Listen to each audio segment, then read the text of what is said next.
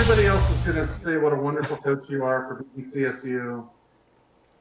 I just want to know how are you preparing for San Jose State? Yeah, trying to forget about the last weekend, reminding our team that it's only a cornerstone win if you actually build something around it. So otherwise, it's just a stone. And yeah, great. It's a nice win. We're prepping for San Jose. We've already been practicing as the scout team, and trying to get ready for what they bring because it's a totally different animal. Did you see this coming? I mean, just looking at, last year, the last 8 matches, I think you won 1 set total. And then you come back this year and you beat, you win a set in the first game against CSU and then beat them in the second. Where did that come from? And did you sense this was on the horizon? Uh, some of it is we have more experience in other places than they do. They're replacing a lot of pieces from an NC2A team and a championship Mountain West team. So we knew they were young. We knew that they have kids that are very, very physical, but not experienced. And so that was something that we could leverage a little bit more, was that our kids were a bit more experienced in certain areas. And, playing back-to-back in that environment is an advantage. Anytime you host somebody twice, you get used to the gym. And I've warned our kids that San Jose State will be the same. They're going to come in here and they're going to get comfortable. And it's not like we have a bad environment, and the Terraflex is great to play on. So, we're ready for that fight. Did I see it coming? No. I mean, we're 0-53. If I'd said that, obviously I've been wrong a number of other times.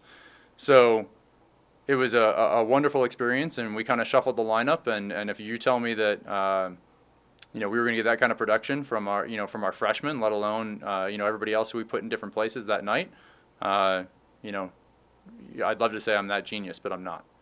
What did the fall look like for you guys? And were your team, were they able to build a lot from having that much time just practicing?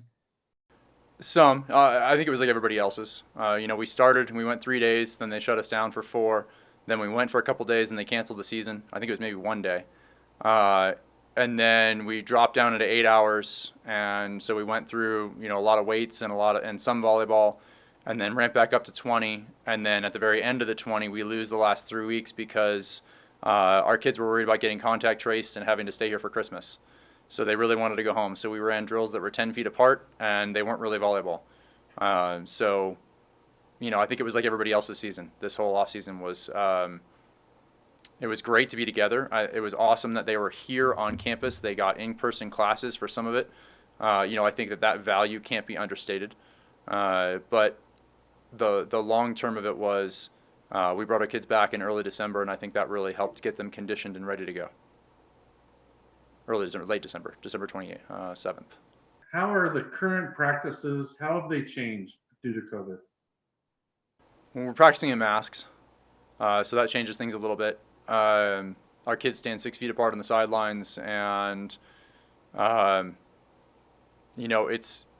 little more careful about it. We're getting tested 3 times a week, so we're here 7 days a week because we come up on Sundays now. So it's a lot of investment, and not that it wasn't before, but it's a daily thing, and so I think that the buy-in is easier because we're here 7 days a week. The drills that you're doing, the time you're in the gym, same as it was in the past? Very similar. We're trying to give them some time back throughout the course of the week. There's fewer act days than in years past.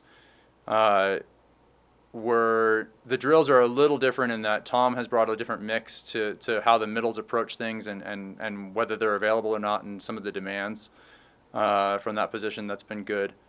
And the mix of players has definitely changed over the course of time, where the freshmen coming in, I mean, Joy is a really, really good athlete. Aaron is a really, really good athlete. Gabby is a really good volleyball player and served and did some wonderful things. Carol is a great volleyball player. You go down that list of the freshmen, and we didn't even list the other 4 that didn't travel. So I think just the quality top to bottom on our team of 1 to 20 is great. Back to the issue of talent. I mean, you've been around a couple years at Air Force? Is have you seen an uptick? And if so, where'd that come from? It's recruiting. It started 10 years ago with Matt. Uh, you come in here and you're 0-50 something at that time in conference. It's not easy to recruit too, and then it takes a long time to build that pipeline to where you're on the phone with recruiting coordinators and they want to send their kids here, and so you have a lot to build on and build with, and so we've slowly matriculated lots and lots of pieces here, and now it's the fruit of the labor, right, from 2010 on. When you talk about moving forward, I mean, could this be, you talk about a cornerstone win. Is this a team that can continue to do this now for the next 2 months? I don't know that I'm the person to answer that. I think that the 20 players who have to play the games are. I think, you spin the dial and you put players out on the court and you see what they bring, and now there's video on us. And now people break down the rotations, and then people break down your players, and they're going to try and come out with a game plan and, maybe a gimmick or two and a way to slow somebody down. And then it's, do they respond? Can I make the right substitutions at the right time? Does our team recover and, our timeouts well placed? Am I able to stay, calm and unemotional? There's a lot of things that go into that. So is this the team that puts it together? I mean, we're 2 games into a hopefully 16-game season. There's a long way to go. What was the celebration like? What was your reaction to winning that match? Relief. Winning in 3 at their place. I think I told them after set 2. I was at West Texas A&M for 2 years, and I played there against them the prior year in 2011, 12, and we went 5. And they're just going to wear you out and wear you down, and they know they're going to win. And I said, CSU has that potential. They're still a championship caliber team and program where if you're going to let them hang around, they'll wear you out, wear you down, and win in 5. And I said they understand that. That's when you're part of a championship team. So if we're going to do it, we're going to have to dare to do it. And that was the message. We had to dare to pass really well, to overpass if we needed to, but just push ourselves back to the net. We had to serve really aggressively, and we had to take swings. The reason why we made some of the substitutions in the lineup was I wanted people to hit the ball. I said, if you don't hit, we're taking you out. Were you aware of the depth of the history and the length of that streak and just how bad it had been? Back to the 80s, no, but I knew it was futility at its best. I didn't realize it was that long. I mean, that's, yeah, if you're going to lose to a team 53 times in a row, that's pretty bad. Keith, you mentioned as teams kind of gather film on you that you need to come up with some different routines. I mean, how much pressure does that put on your setters? You obviously have a senior and someone who's been there, but your backup really is a freshman. How do you see that kind of playing out as kind of the season progresses? And I know it's early.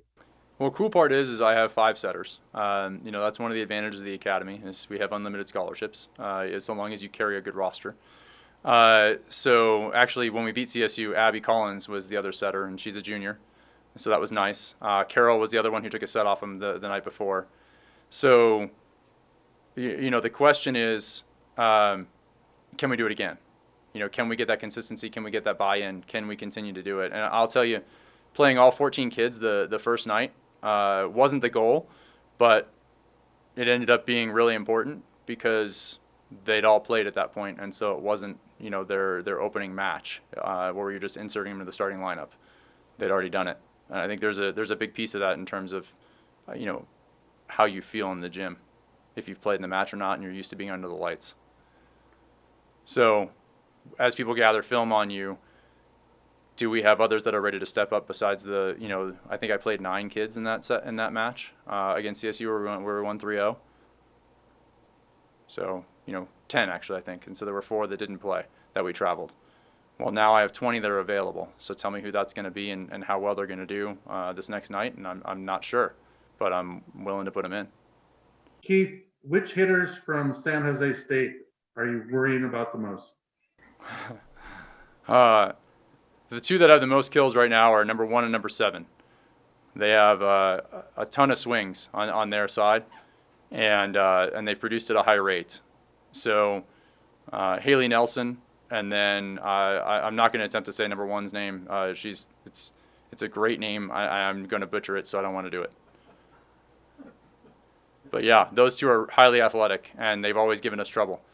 San Jose's always, they come in here and they battle and they scrap and they don't give an inch. So that's supposed to be our mantra. So I'm hoping that we take over that role and take care of things here at home.